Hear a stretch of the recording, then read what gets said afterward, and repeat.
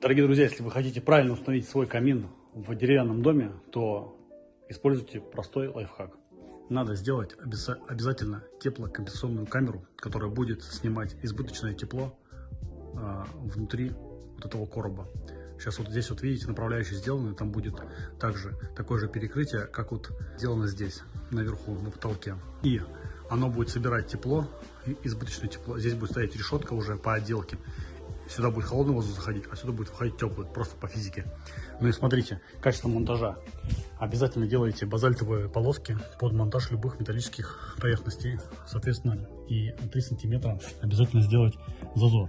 Там, я покажу другое видео, там сделан ковер из керамического одеяла. Керамическое одеяло защищает дерево от нагрева и не будет туда уходить вот эта жара. Помимо того, что это одеяло смонтировано, оно еще и пропитано специальным составом.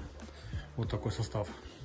Специально для таких поверхностей, для таких материалов используется вот эта пропитка, чтобы избежать максимально любого возможного возгорания. Потому что дом деревянный, дом из клееного бруса.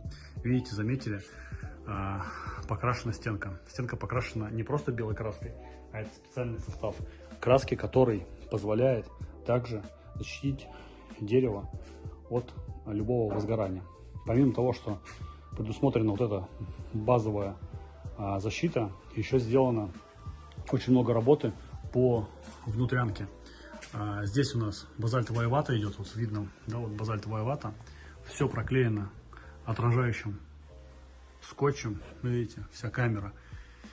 И дальше смонтирован силикат кальция. Соответственно, перекрытие собирается также. Там 2 слоя базальтовой ваты, силикат кальция, одеяло, которое обкутывает все лаги, все перекрытия. И вот в черновом варианте ваш камин, ваша монтажная часть его должна выглядеть именно так и никак иначе. Если вы хотите, чтобы ваш дом, не дай бог, не загорелся от неправильного монтажа. Поэтому делайте все по инструкции, а лучше перестраховывайтесь, как мы. Мы даже гипсокартон огнеупорный, огнестойкий обработали специальным составом, которым обрабатывали вот эту стенку.